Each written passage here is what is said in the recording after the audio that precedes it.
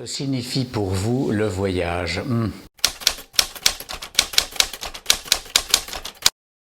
Peut-être dire que pour moi, le voyage n'est pas synonyme de vacances, parce que je voyage beaucoup professionnellement, donc je fais, il est vrai, parfois des distinctions, parfois pas de distinctions. Dans un voyage, il doit toujours y avoir si possible, des découvertes, une découverte culturelle, une découverte d'un lieu, une découverte d'un paysage, une découverte de personnes, de l'ordre d'importance.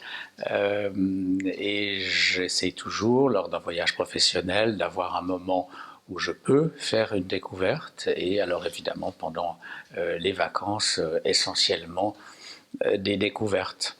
Pendant les vacances, il y a un autre mot que j'ai envie d'employer, c'est le mot éthique. J'essaye de toujours voyager d'une manière éthique en respectant les lieux, les personnes, ce qui a valu des choix parfois difficiles. Je n'ai dans ma vie jamais passé de vacances dans des dictatures.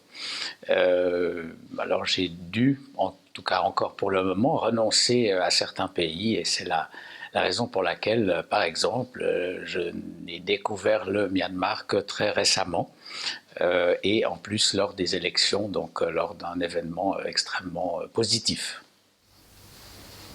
Considérez-vous important de voyager aujourd'hui? Bon, c'est pour moi indispensable. Bon, je l'ai dit, d'abord, je dois voyager professionnellement, mais je pense que c'est aussi indispensable pour élargir son horizon. Me vient à l'esprit l'expression de Nicolas Bouvier, l'usage du monde, avec les deux sens du mot usage, c'est-à-dire d'en bien user, de le respecter, d'être toujours le plus possible près des réalités du pays dans lequel on se trouve. Et puis, user le monde. Je pense que plus on connaît de pays différents, de gens différents, de cultures différentes, plus on est susceptible de les accepter, d'accepter le monde comme un tout, et puis de se rendre compte qu'au fond, toutes les cultures, tous les usages, toutes les coutumes, appelons ça comme on veut, sont des constructions. Et en ce sens, elles sont relatives. Et à partir du moment où on se rend compte de la relativité de l'ensemble du phénomène culturel au niveau vraiment planétaire, je pense que la tolérance est un mot très à la mode, je ne l'aime pas beaucoup, je préfère le mot acceptation, voire indifférence, c'est-à-dire je trouve que tolérer a une petite connotation de condescendance, mais d'être tout simplement d'accepter les choses comme elles sont et de se rendre compte que tout ça est une construction qui a ses origines, qui remonte parfois très loin, mais que les choses peuvent évoluer. J'ai toujours en tête une phrase du cinéaste indien Satyajit Ray qui a dit quand les traditions sont mauvaises pour les gens, eh bien, il faut les changer. Alors découvrir le monde, c'est aussi cela, c'est aussi découvrir toute une série de traditions, de choses différentes. Et puis, je trouve aussi toujours intéressant de voir qu'une vérité dans un endroit n'est pas du tout une vérité dans un autre endroit. Moi, j'ai au niveau purement personnel, beaucoup évolué grâce au voyage, même si à l'origine, ma curiosité naturelle m'a toujours poussé vers le voyage. Quelle expérience de voyage vous a-t-elle changé? Alors, j'ai une expérience essentielle qui m'a profondément changé en 1998. Je venais de reprendre la direction du musée de la Croix-Rouge et du Croissant-Rouge et on m'a envoyé en mission d'observation au Rwanda, 4 ans après le génocide. J'ai vu ce pays qui était encore en état de choc et j'ai eu plusieurs expériences que j'avais jamais imaginé avoir préalablement dans ma vie. notamment des visites de prisons, des prisons conçues pour 1000 personnes qui en hébergeaient plus de 8000.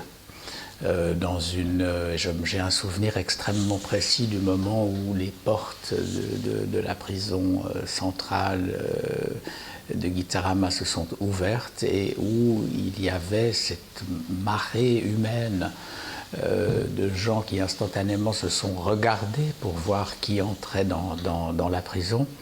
Et cette image est inoubliable parce qu'en plus, ces gens avaient l'uniforme de la prison qui est un bermuda et une chemisette rose, mais rose bonbon. Ce qui fait qu'on était à la fois dans une atmosphère extrêmement étrange et en même temps quelque chose de surréel, comme un ballet contemporain ou un clip de Michael Jackson. C'était tout à fait bizarre.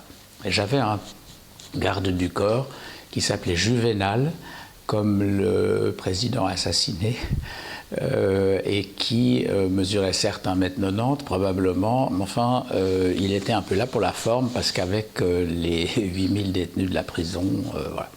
Mais comme j'étais là en mission au nom d'une institution qui par ailleurs s'occupait d'eux et essentiellement fournissait la nourriture, au fond il n'y avait pas grand chose à craindre. Mais là j'ai vu, il n'y a pas de mots pour dire ça, parce que le mot promiscuité n'est pas suffisant. Derrière chaque latrine, il y avait des files d'attente de 25 personnes, des odeurs épouvantables. Enfin voilà, c'était un épisode extrêmement fort. Puis il y a eu un deuxième épisode tout à fait étrange, c'est que j'ai visité avec une infirmière une prison de femmes.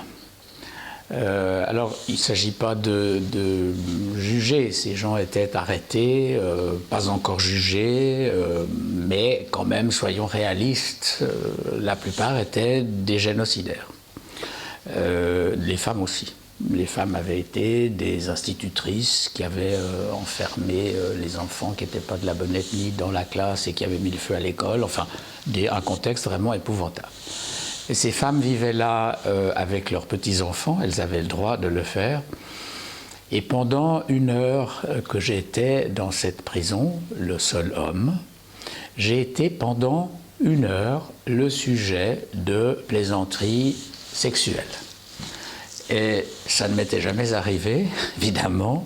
Je suis un féministe convaincu et trouve que les plaisanteries salaces sur les femmes sont tout à fait déplacées. Alors là, ça m'a vraiment conforté dans ma façon de penser, parce que je ne pensais pas que ça pouvait être de cet ordre-là. C'était extrêmement étrange. Elles étaient toutes très gentilles et très affables, et je vais à tout moment me rappeler de ce qu'elles avaient fait et de ce qu'il y avait comme contexte là derrière. Puis le dernier épisode qui est quand même... C'était au fond ce qui m'a changé dans ce voyage, c'est de voir que cette ligne de séparation entre ce que l'on fait, ce que l'on ne fait pas, ce que l'on doit faire, ce que l'on ne doit pas faire, ce que l'on peut faire, ce que l'on ne peut pas faire, est très flou. Alors la prison, c'était au Rwanda quelque chose où les gens étaient dans de bonnes conditions par rapport au cachot. Et j'ai aussi visité un cachot, alors là je ne vais pas le décrire parce que c'était épouvantable, mais j'étais avec une infirmière suisse alémanique qui parlait le swahili, qui est une langue très proche du Kinyarwanda. Et quand on est entré dans le cachot, elle a salué tout le monde en swahili, mais avec l'accent suisse-allemand. Donc elle est entrée dans le cachot et elle a dit « Murabatse ». Et il y a eu un éclat de rire de tous les détenus dans le cachot, mais qui en même temps a permis une relation assez importante. Alors elle m'avait conseillé de prendre une petite planchette en bois pour pouvoir m'asseoir dessus. Je dis, mais je n'ai pas de souci de m'asseoir par terre, mais nous, on prend une planchette en bois que j'avais prise, heureusement, parce que quand j'ai vu le sol du cachot, je ne me serais jamais assis. Donc c'était absolument épouvantable, et elle a commencé à faire un medical survey, un examen médical par question. Donc elle demandait qui a la tuberculose, 2 tiers levait la main, qui a telle maladie, et puis il s'approchait au fur et à mesure qu'elle posait des questions, et il montrait où ils avaient mal. Il faut peut-être préciser qu'il faisait très très chaud et qu'ils étaient tous en short. Et à un moment donné, elle a posé la question, qui a des maladies vénériennes? Et ils se sont tous approchés, et là je me suis dit, ils vont quand même pas tous baisser leurs caleçons quand même. Bon. Alors non, ils ne l'ont pas fait, mais en sortant, elle m'a dit, j'étais tellement content que tu sois là, parce qu'en général, oui, ils baissent leurs caleçons. Voilà, on ressort évidemment pas du tout indemne d'une expérience comme celle-ci, d'autant que en parallèle, j'ai visité plusieurs ce que l'on appelle sites du génocide, des amas de corps d'ossements entassés, sont des ossuaires, avec des enfants qui nous accompagnaient. Certains avaient des cicatrices absolument énormes sur le visage ou sur le crâne, traces laissées par des machettes.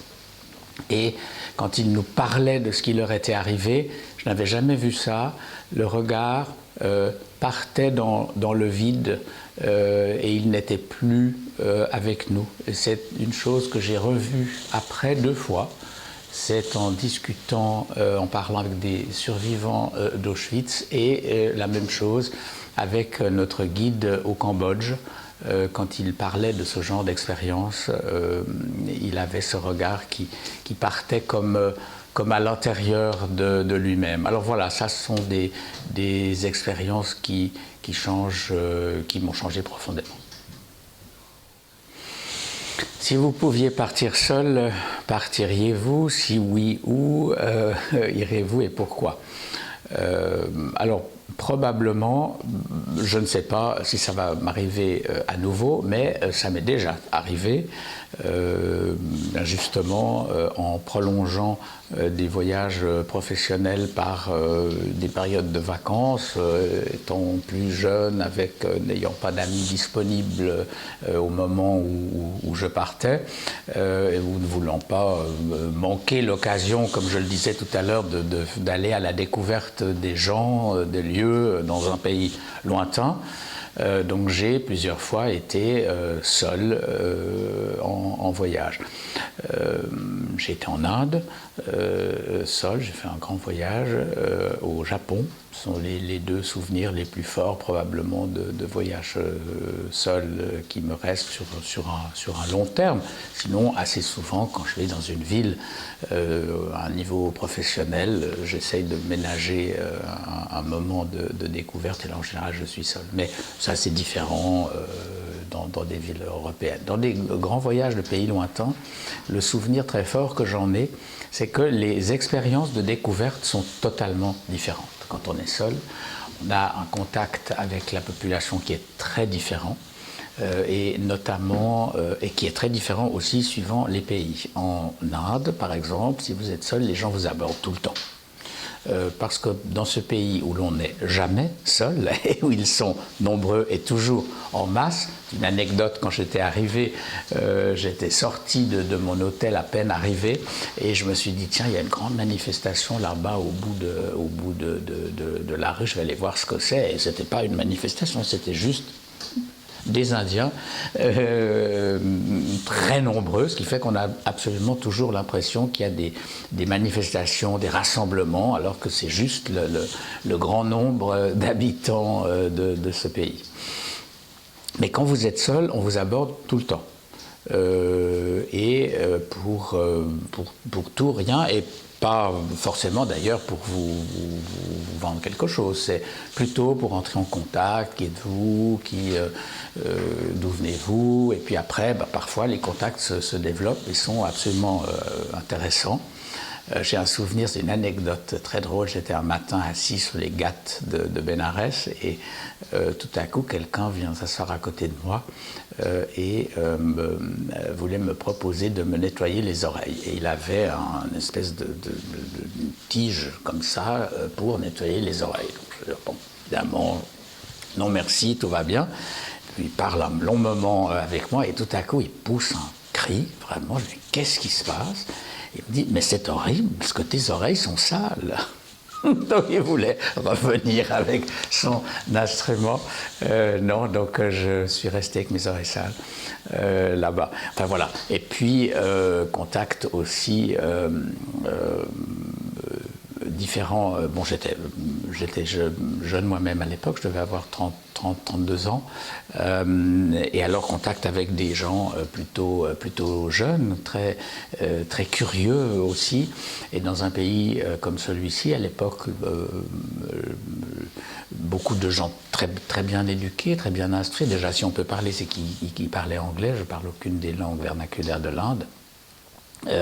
Et j'ai eu des contacts absolument formidables. Le Japon, alors ça c'est très différent parce qu'au Japon on vous laisse tranquille, personne ne vous aborde, personne ne vient vous causer si ce n'est vous qui adressez la parole à quelqu'un, et si vous adressez la parole à quelqu'un, alors ils sont très helpful, ils sont toujours à disposition. J'ai un souvenir aussi très amusant d'une gare très lointaine alors que je me rendais sur l'île de Naoshima où il y a tout ce grand musée et ces installations d'artistes, et puis au retour je prends mon billet, la machine me parlait anglais si j'ose dire, donc je suis sûr d'avoir fait tout juste, et j'avais un doute sur, je ne sais plus, la destination, je ne sais pas quoi. Donc je suis allé vers le chef de station, comme toujours au Japon, uniforme, gants blancs, etc. Je lui explique, il regarde, et puis tout à coup il me fait signe, non, avec l'air très sévère. Je me dis, oula, qu'est-ce que j'ai fait? Il m'emmène à l'automate. Je me suis dit, j'ai pas dû payer assez, je croyais, vous t'en faites juste et tout. Et il me refait toute la cérémonie de prise des billets, et me rend l'argent et tout, et j'avais payé 20 centimes suisses trop cher. Et donc il m'a rendu très cérémonieusement l'équivalent de 20 centimes suisses.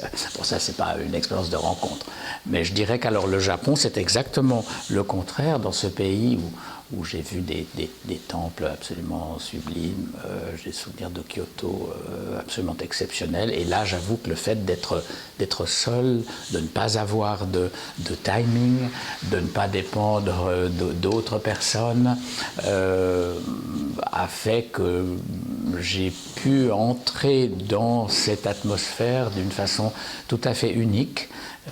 Puisque, par exemple, une année, j'étais pendant la saison des momiji, des érables écarlates, et c'est vrai que s'asseoir sur un banc dans un jardin de temple et rester 1 heure, 2 heures, je ne sais même pas besoin de savoir, ou à d'autres moments quand il pleut, et dans les jardins secs, tout est fait pour moduler le bruit de la pluie pour qu'on entre dans une atmosphère de méditation, de réflexion.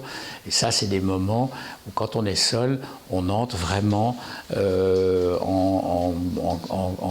en rapport avec une culture comme on le fait probablement pas quand on est plusieurs. J'ai d'ailleurs aussi voyagé à plusieurs, mais enfin, l'expérience du voyage seul, il est vrai, fait que l'on est plus disponible, que les autres le sentent, et que, en tout cas c'est mon expérience, que les contacts avec les gens du pays où l'on se trouve s'en trouvent facilités et probablement plus riches.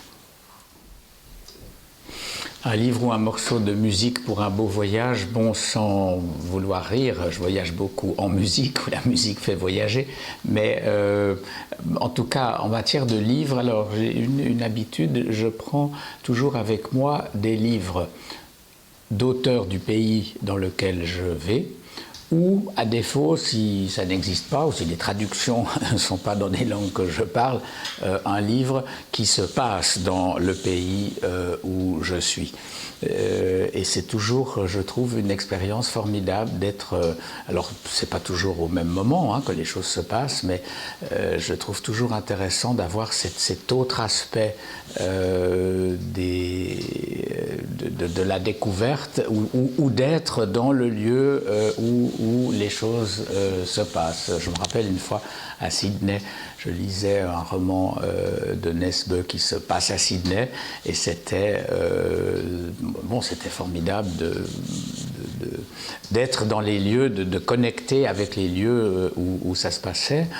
Un ami m'avait offert Burmese Days de Orwell avant que je parte pour le Myanmar. Je l'ai lu sur place. Alors là, on n'est pas du tout dans la même époque, mais c'était quand même très intéressant de lire ce texte là-bas et à ce moment-là. Donc voilà, toujours un livre connecté avec le pays d'une manière ou d'une autre, connecté avec le pays dans lequel je me trouve. Le lieu ou le site à voir une fois dans sa vie. Alors j'ai envie de vous dire le prochain. Parce que j'ai vu tellement de lieux, j'ai eu la chance de voir tellement de lieux exceptionnels que je me suis rendu compte que je n'arrivais pas à faire un choix. J'ai eu des moments évidemment très forts à certains endroits, des moments le souffle coupé devant tant de beauté à d'autres, etc.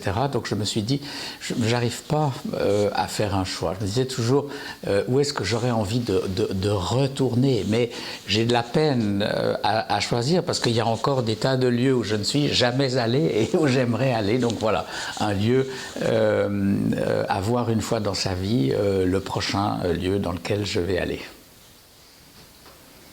Votre pays d'habitation est-il une belle destination? Oui, la Suisse est une belle destination.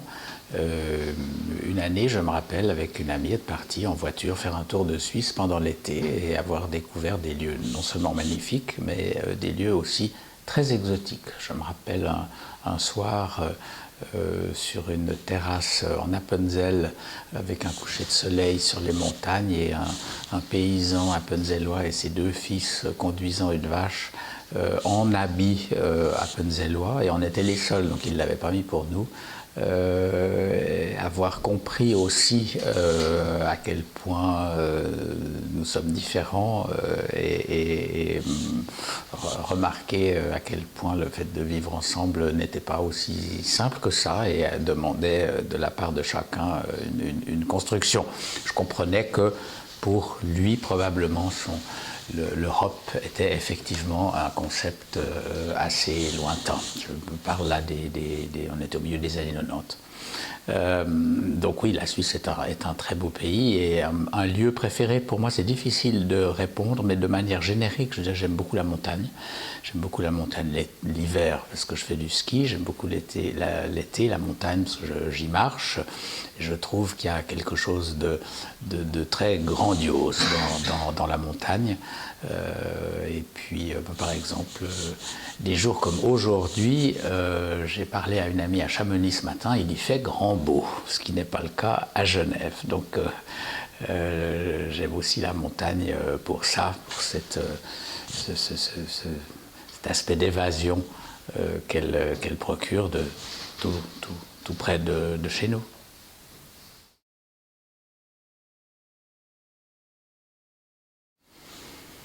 Alors je vous souhaite un bon voyage où que vous alliez, plein de richesses, de découvertes et d'expériences.